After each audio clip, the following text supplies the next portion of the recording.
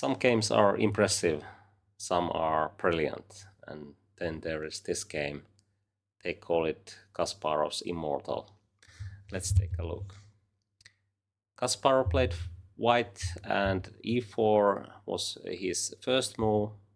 Topalov played d6 and then d4, knight f6. So after knight c3, g6, we have Pirk defense, and Kasparov plays probably the most aggressive way by putting bishop on e3, and idea is to play queen d2 and then f3 and probably some kind of kingside assault. Bishop g7, queen d2, c6, quite standard play for both sides. White plays f3, and this is very typical idea for black. Black tries to get some play on queen side, and sometimes pawn can advance to b4 and maybe c5 if there is chance to play king on king side by castling short. But sometimes king can stay in the center or castle even on queen side. So there is no need to play this immediately, and actually it can be a bad idea, because those pawns can get weak when they are too far advanced. Knight d7, and Kasparov played bishop h6 to trade this strong bishop, and the other idea is to prevent short castling, and now black has to be careful. If white can castle long and open up the center, black's position can get critical very quickly. Bishop b7, a3 to prevent any kind of b4 ideas. E5, and this move can be a little bit surprising one, because why black plays on in the center, because black's king is stuck in the center and white can castle long. But the idea is that by playing e5 himself, black prevents white to play e5, and that's the key idea. And now black has more space in the center. Also he can continue with queen e7 and long castle. And if white takes here, it usually helps black, because now there is no any kind of pawn advances in the center. So e5, and white just castles, queen e7, and now king b1. This kind of king b1 idea is very useful in this kind of positions, and also Sicilian defense positions where white has played long castle. So if white has nothing direct, this is usually very useful move. For example, white can maneuver knight to b3 and try to find ways to open the center. h6, knight c1, and long castle, and then knight b3. And here I think this position is quite normal, you can say so. White has some edge because black king is somewhat vulnerable, and white king is in very safe position. So there is some chances to create some attack, or white can have some space advantage, but white has to be careful, because black can play something like he takes d4 and then d4, d5, c5, and playing in the center. So this is very tricky position to handle. Black played this one, and then white took it with rook, and then c5, rook to d1, and now knight goes to b6.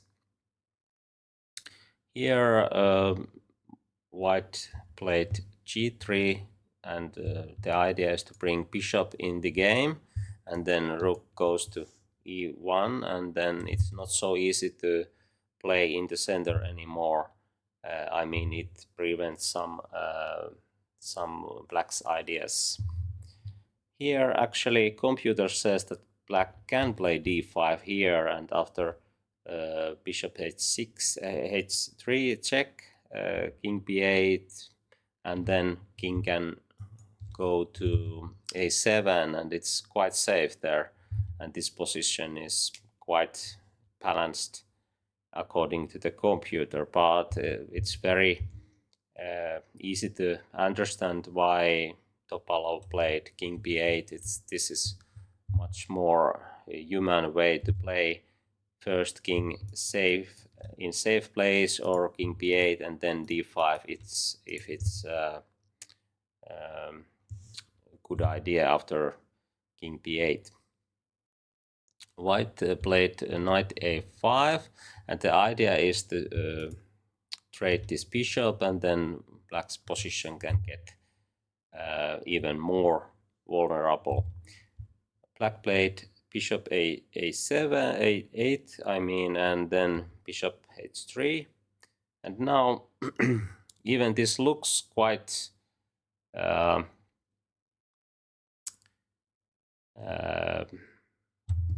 dangerous for black. Black played d5 in this position, and it seems that it's the correct decision according to the computer. Black is fine here. Of course, this position is unclear when we think like how human think in this position. Queen check, king a7, rook e1, d4, and the idea was probably take space, and maybe this move was underestimated by black, because by this sacrificing ideas, white can have e-file and some chances to create strong tactical threats. Okay, that knight has to be taken, because otherwise there's too many threats. And now queen d6. Probably this position was Topalov's idea, and it seems that there is nothing serious going on. But in this point, Kasparov found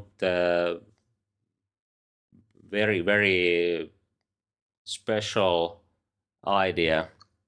And before we continue, what would you play as white here? Feel free to pause and think if you want. Okay, this rook takes d4 is very spectacular,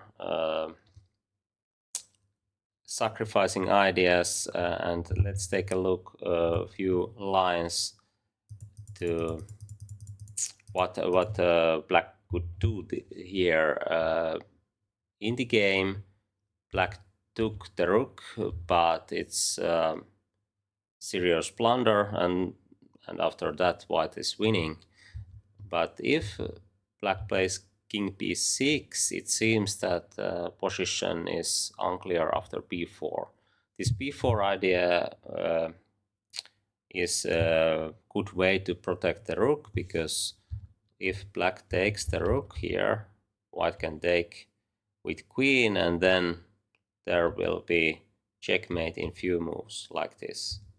And if black takes the pawn, then this rook is not anymore in danger, and game could continue like this, and it's not so easy how to break the pin after these moves. So according to the computer, this is equal or maybe a little bit better for white.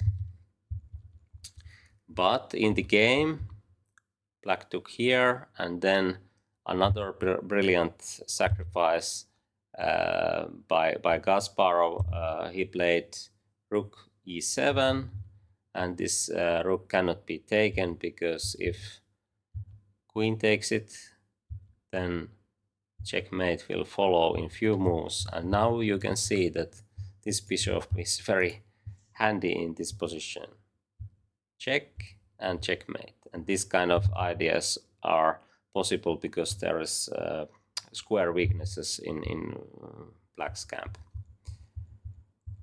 Okay, here if king goes to b8, then similar tactics will follow, like this way. Nice tactical ideas. So in the game, and there is no chances to put anything to d7 because queen is hanging, or this d7 can be taken. So king b6, and then queen takes d4. And again, if black tries to defend different way in the game, black took on the a5 that knight, but if queen comes to c5, white can take here, and there is no chance to take this knight anymore because there is a fork. And if rook comes to d6, the other rook is hanging on h8. So in this position, black played king takes a5, and then b4, king goes forwards, and now there is few ways to continue the attack. Computer says that this rook a7 is the better option and white is winning, and actually after queen c3, Stockfish says that this is a mistake, but when we give some time to it, it finds that this is winning also. So the idea is to play queen b3 here, and if queen takes here, white can play the same idea what was the computer's main line. Checkmate threat is present, so black has to play bishop b7, and now white can just take the bishop, because if queen takes, then there's checkmate, so black has to do something else, and this was the black's move in the game. Here white took the knight, and now there's another checkmate idea. Black played king takes a3, and here queen takes a6, king takes b4, and in this position white has to be very accurate. There's only one move, and if you want to find it out by yourself, you can pause the video and continue when you are ready.